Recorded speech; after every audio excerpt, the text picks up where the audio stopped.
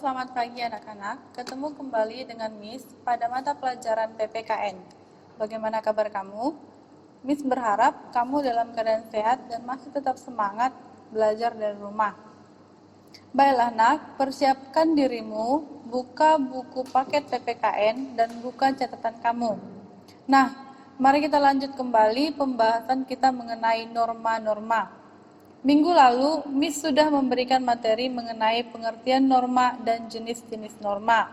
Maka, untuk pertemuan kali ini, Miss akan menjelaskan mengenai tingkatan norma berdasarkan daya mengikatnya dan arti penting norma dalam kehidupan bermasyarakat, berbangsa, dan bernegara.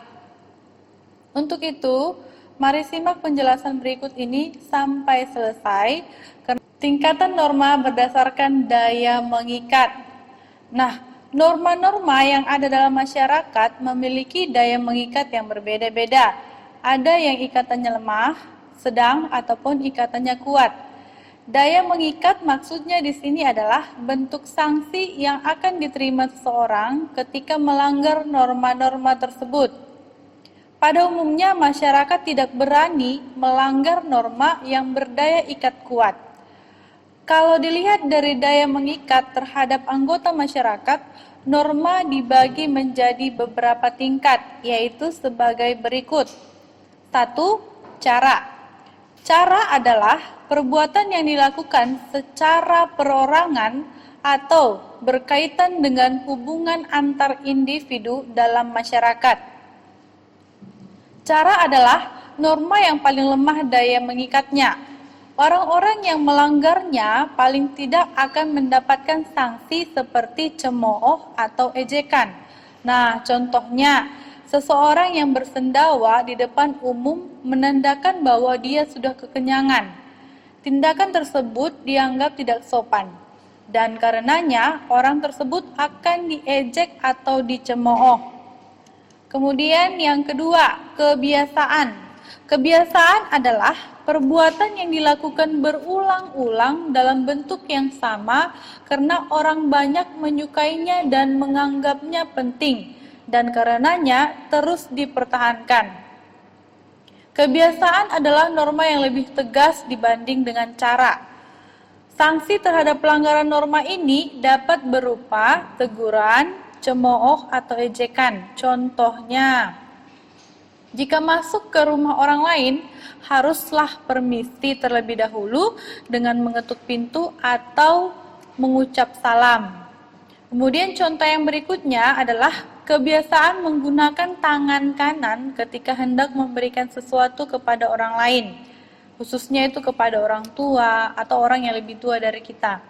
Nah, itu merupakan salah satu juga contoh melaksanakan norma sopan santun. Kemudian yang ketiga adalah tata kelakuan.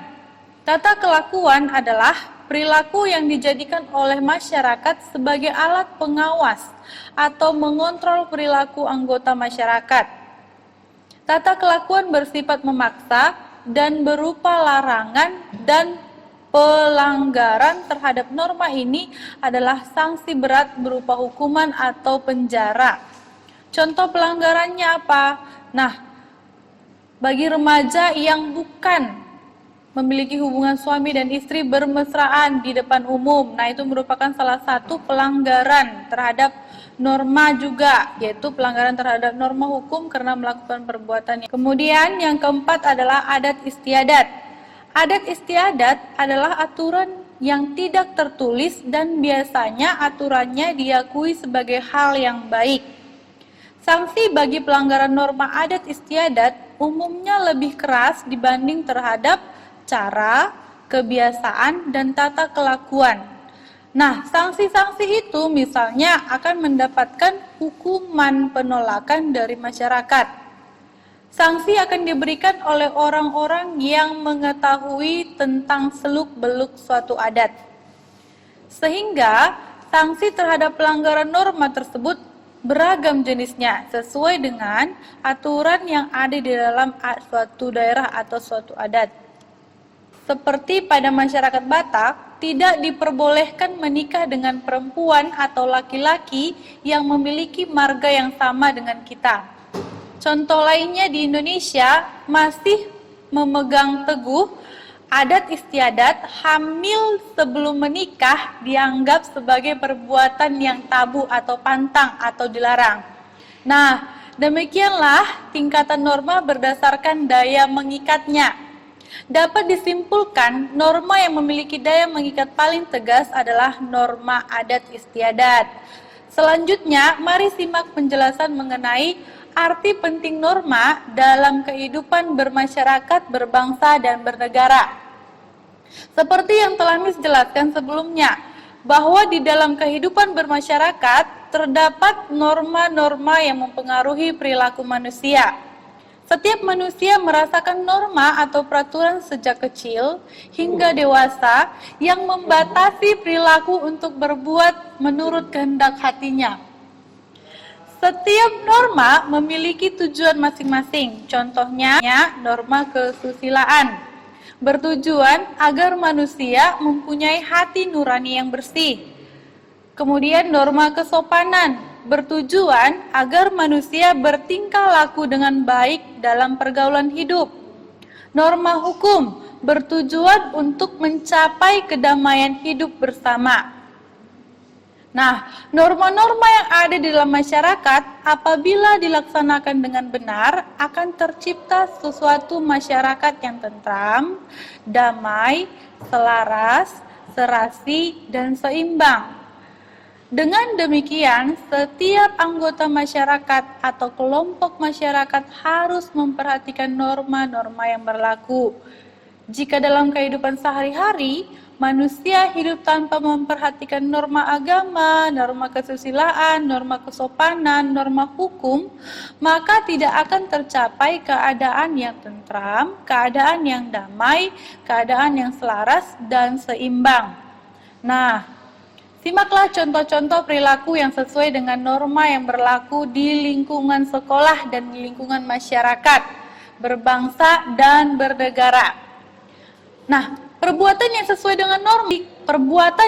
dengan norma dapat disebut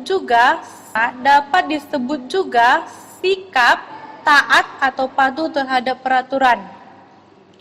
Kepatuhan muncul dari kesadaran atas tanggung jawab sebagai warga negara, bukan karena adanya sanksi ataupun adanya aparatur negara sebagai penegak hukum.